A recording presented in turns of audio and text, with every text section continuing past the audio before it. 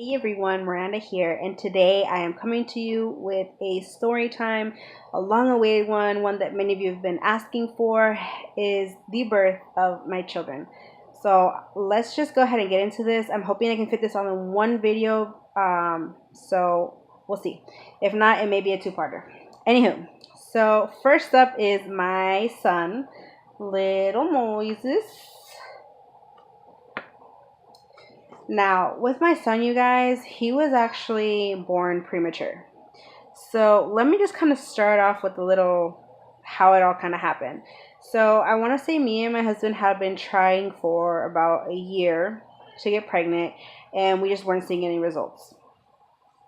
So I go into the doctor because I hadn't had a period in like 3 months, and like I had taken pregnancy tests. Like I tried the Dollar Tree ones, I tried name brand ones, and none of them were coming up positive. So I go to the doctor. She kind of suggests that, oh, well, maybe I have PCOS.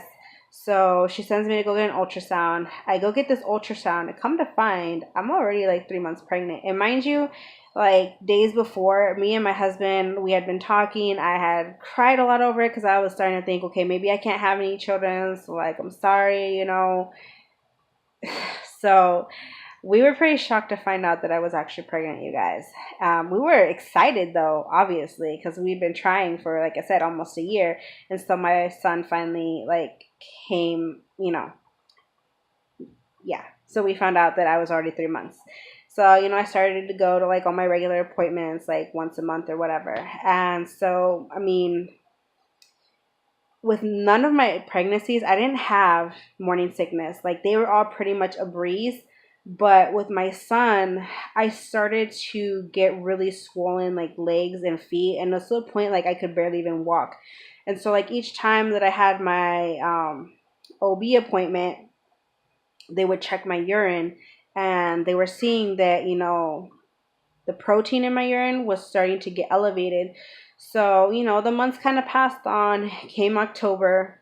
They had me do a 24-hour urine catch. So it's October 20th.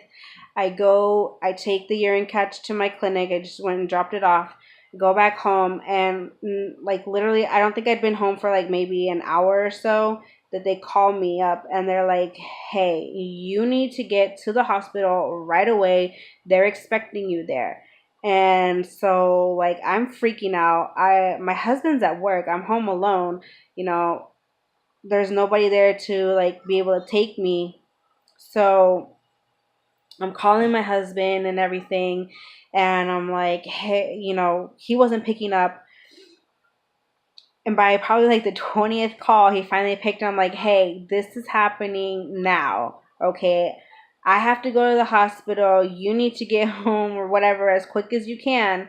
And mind you, I have no idea. He was kind of far away, so it was going to take him a while to get home. So I called the clinic back and I explained the situation, that my husband was working and it would take him this long to get home. So they ended up calling me like one of those cabulance people, whatever.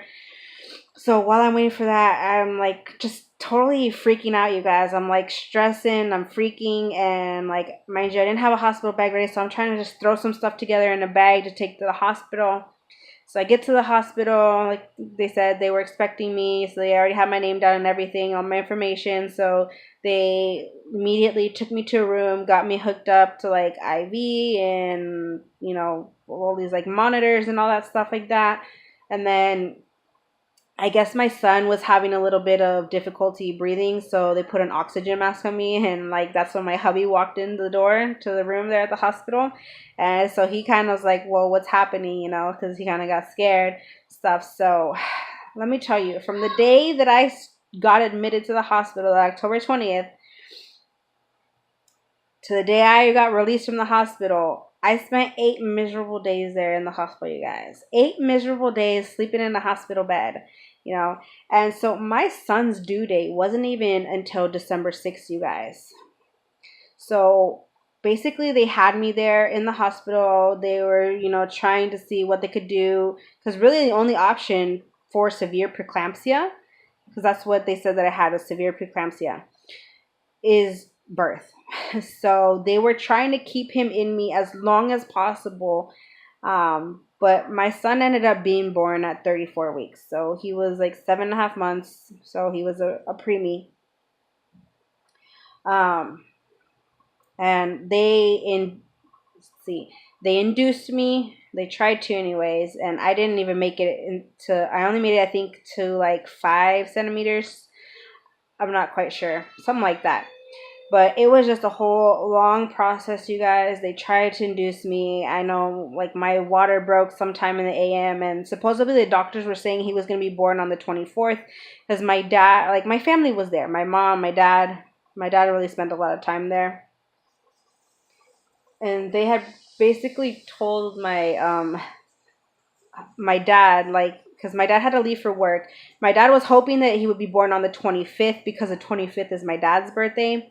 So he was hoping that for the 25th, but the nurse told him that, it wouldn't go past the 24th, like sometime that night.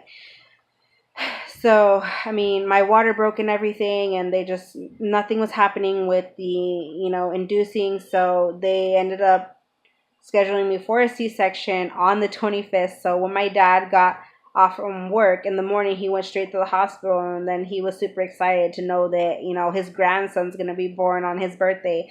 Because it's funny because, like, it skips a generation. So my dad's grandpa was born on October 25th, and then it skipped my grandpa. My dad was born on October 25th. It skipped me, and then my son was born on October 25th. So you can best believe that grandpa was very excited to have his grandson be born on his birthday. My son was born at exactly 8 a.m. on October 25th, 2011. So he was 4 pounds 1 ounce, you guys. He was so tiny. And it's a good thing that it ended up being a C-section, you guys, because he had the umbilical cord around his neck. So, God must have wanted that to, for him to come via C-section. So, yeah, you guys, he was super tiny. I saw him for like 2 seconds, you guys. 2 seconds, and then they took him away, and my hubby went with them and stuff because they had to take him to the NICU.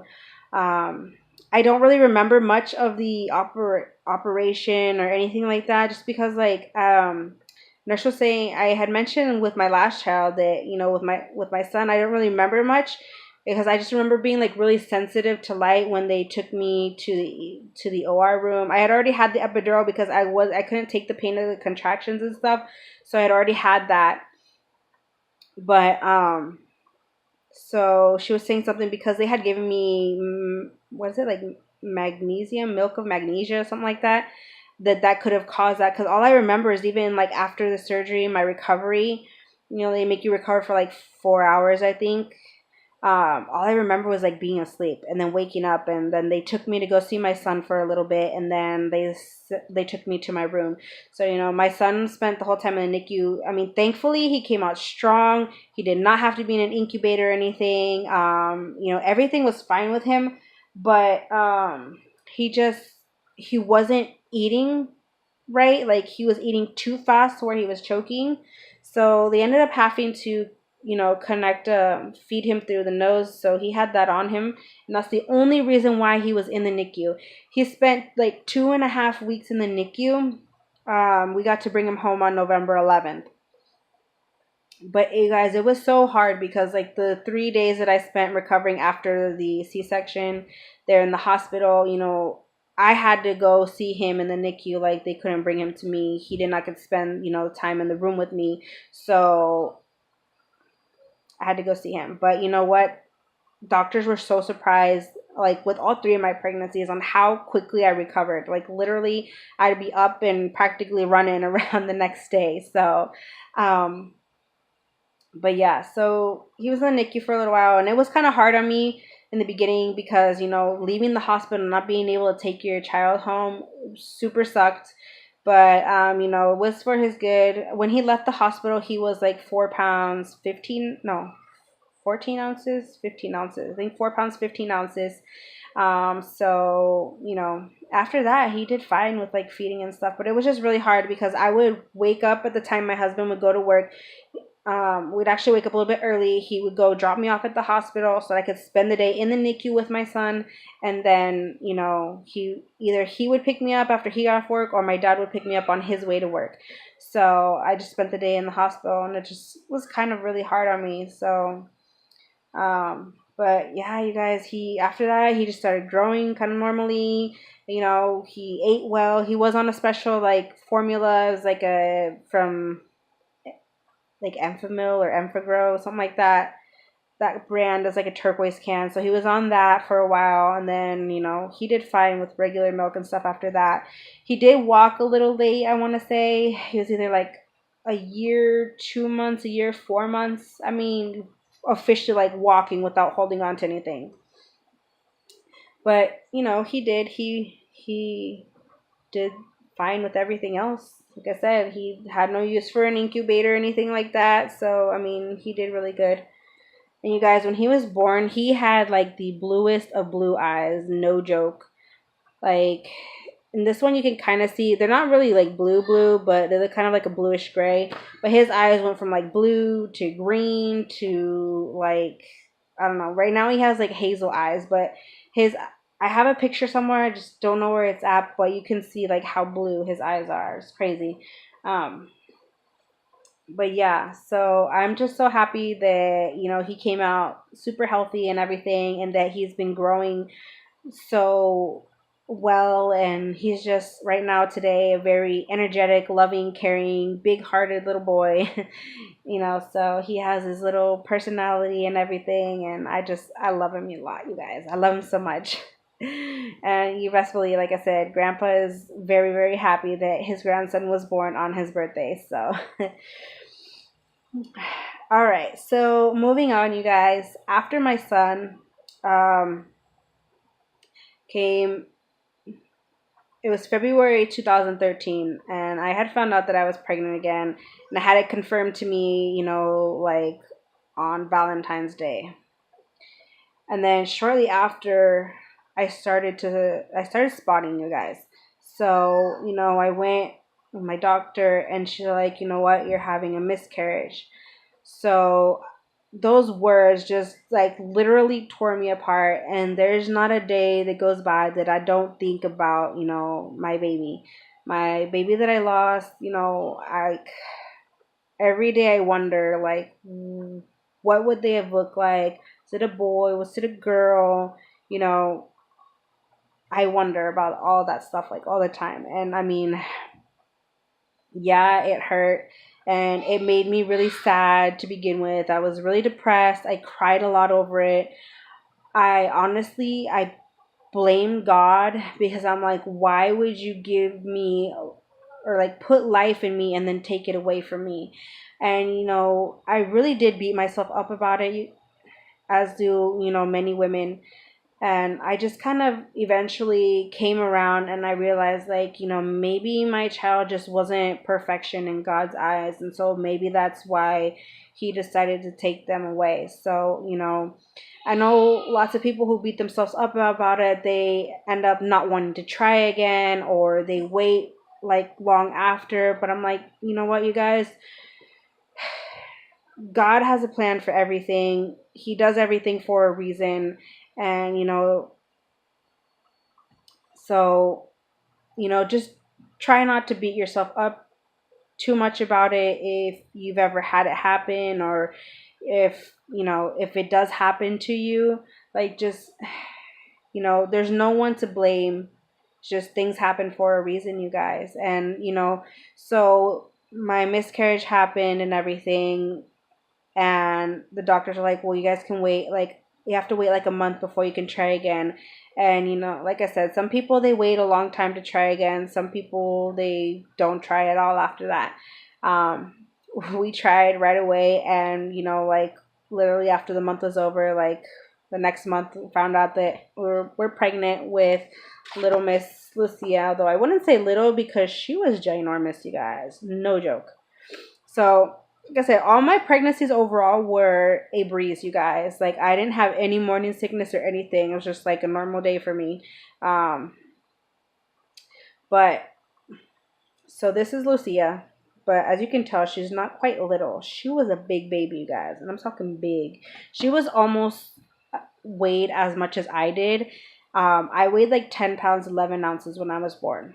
She weighed 10 pounds, 9 ounces. Holy moly.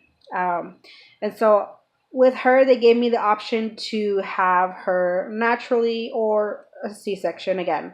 And, there's the risk of having a baby naturally after having had a C-section is a risk of your scar tissue opening up. So I just decided to go with the C-section, and thank goodness I did. Oh, and I don't remember if I mentioned about my son though, but it's a good thing that he was C-section because he did have the umbilical cord around his neck, you guys. But yeah, anywho, so Lucia, she was so big. Like literally when they showed me to her, like with my son, I cried. With my daughter, no joke, I'm like, holy shiznit. Like, wow. I was like in shock when I saw how big she was. Like, we knew she was going to be a big baby, but we didn't know she was going to be that big. Because she's just all around like big. But she was a healthy girl and everything. We had like a baby shower. A friend of mine threw me a baby shower for her.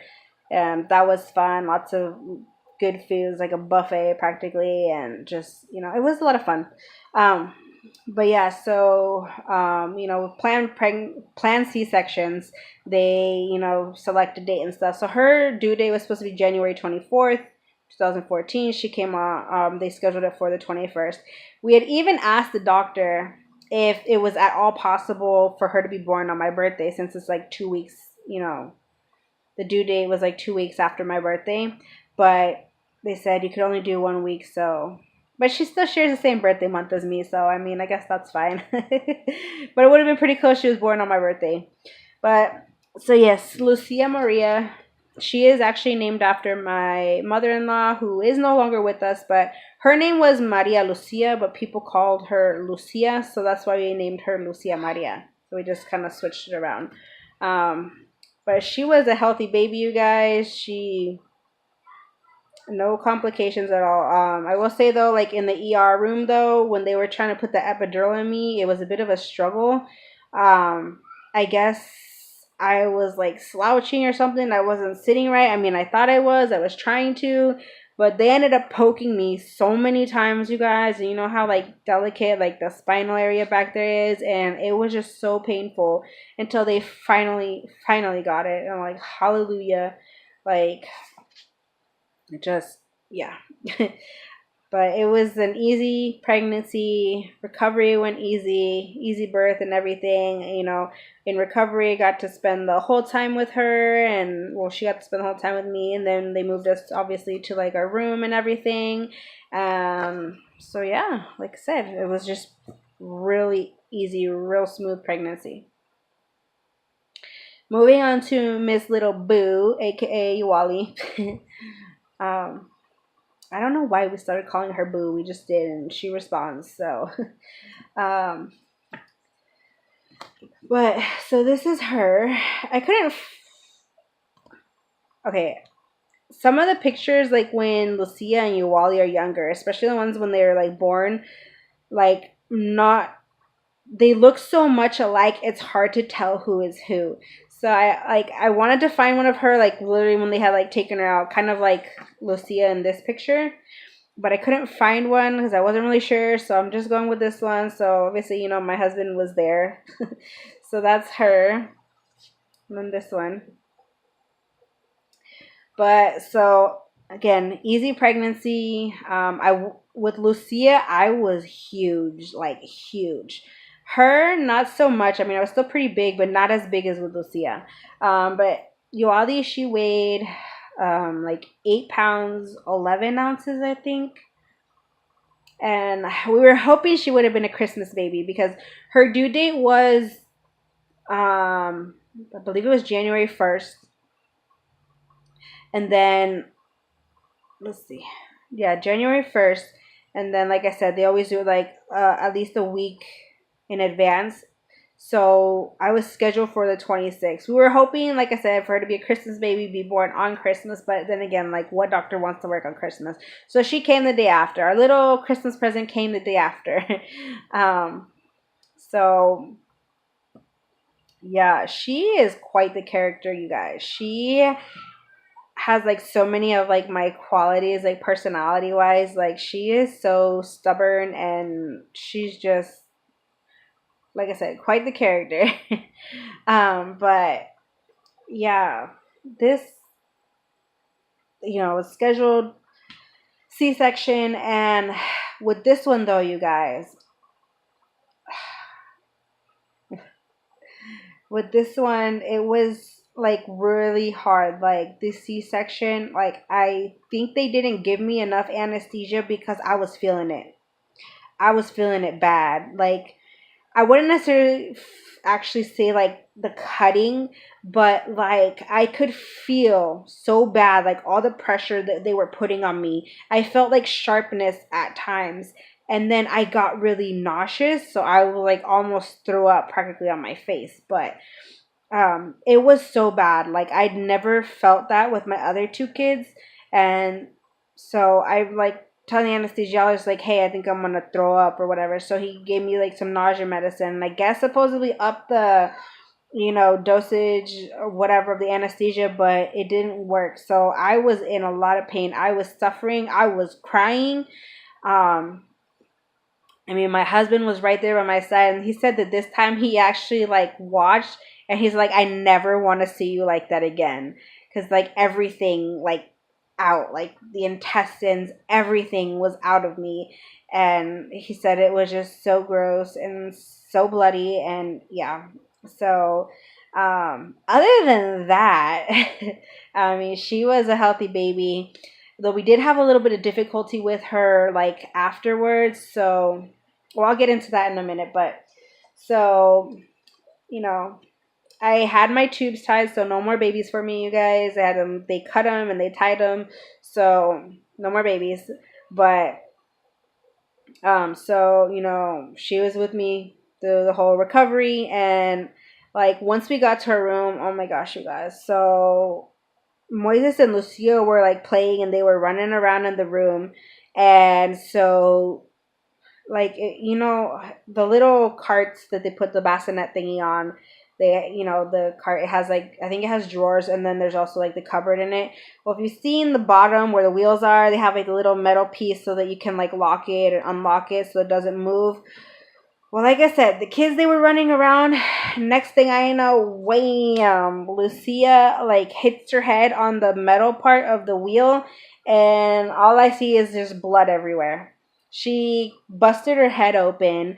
So, mind you, this hospital I'm at, they only treat like, women, like pregnant women, or like also like gynecology type stuff, but it's for women and for like babies. So, mind you, I'm at a hospital, yet they have to send my daughter to another hospital just to go get, her stitches. Because so I'm like feeling helpless. Like, I can't do anything. I can't move still because I'm like, the anesthesia hasn't fully worn off. And so like, I'm like freaking out. I can't move. Can't do anything for my daughter. So, my hubby and my dad, they take her to the other hospital, and they're gone for a few hours. And so they, she came back with a bunch of stitches in her head. Crazy. Crazy first day for Uali to be born. No, but yeah. So she was healthy overall. But we did struggle a little bit afterwards, like after we left the hospital. Like, I guess she was suffering a little bit from jaundice. So her bilirubin levels were up. So poor girl, oh my gosh. The first, I want to say like maybe 3 weeks to a month, we were like back and forth between like doctor's office visits, hospital visits, that kind of stuff. Because the doctor's office, they'd be like, they would test her, and poor thing, they would poke her so much in her foot to get all this like blood and everything from her. And so like she, the doctor's office, they're like, okay, well, the levels are up. You need to take her to the hospital, because they would send us to the hospital hoping that the hospital would admit her so they could do like kind of extreme, like ultraviolet, whatever treatment. So, I mean, she was under like the little ultraviolet lights for a while, like when we were in the hospital. And then, like I said, just they kept checking up. And finally, like, my sister-in-law was like, well, she needs, no joke, this actually worked, you guys. So if your baby's suffering from jaundice, what they need is natural light. So what I would do is I would sit Uwali in her car seat, and I would literally turn her, like, put her by the window and turn her, like, so she'd be like kind of facing the window, so that all like the natural like sunlight would shine down on her. And no joke, I did that every single day for, I don't know, maybe it was like a week or so, a few days, something like that. I don't really remember, but I would do that. And then the next time we went to go check her level, she was completely fine. So it literally did work, you guys. So all the yellowing and stuff, and her bilirubin levels got back to normal and everything. So, I mean, it worked. It's crazy, but it worked. So, yeah, you guys, I have three little bundles of joy. They are all amazing kids. They all have their own little personalities and everything. And I'm just so thankful for all them. They all came out healthy. Haven't really had any real issues with any of them. My son, for being born premature, he's been so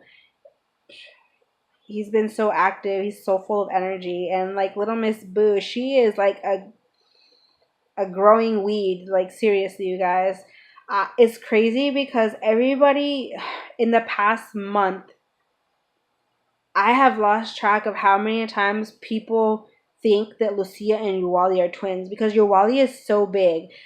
Um, she literally weighs like 2 pounds less than Lucia. The last time that they got checked, like a couple weeks ago. It's crazy how many people think that they look alike, and I just don't see it. My husband doesn't see it either. Maybe it's just because we're with them like every day, but everybody thinks that they're twins. Because Uwali is such a big 2-year-old. I mean, she's almost 3, but she is big for her age. I mean, she's already in like 5-year-old clothes. So she, like, her and Lucia can wear the same clothes. Like, they can share them. So it's pretty crazy because she probably left her bottle at like 6 months, and at 6 months is when she started using like a sippy cup. As opposed to like my other kids, they didn't leave until like a year or so. So she is a little growing weed for sure. But anywho, you guys, I just wanted to share these little birth stories with you guys about my kiddos and everything, and just, for all you mamas out there who have suffered from a miscarriage, or, just know things will get better. I mean, there's always going to be that wonder in the back of your head, but things will get better. Just pray for the best, and just know everything happens for a reason. Please don't beat yourself up too much about it. Like, I've been through it and everything. I know what it's like. I know how you're feeling. I know what you went through. So please, please, please, just,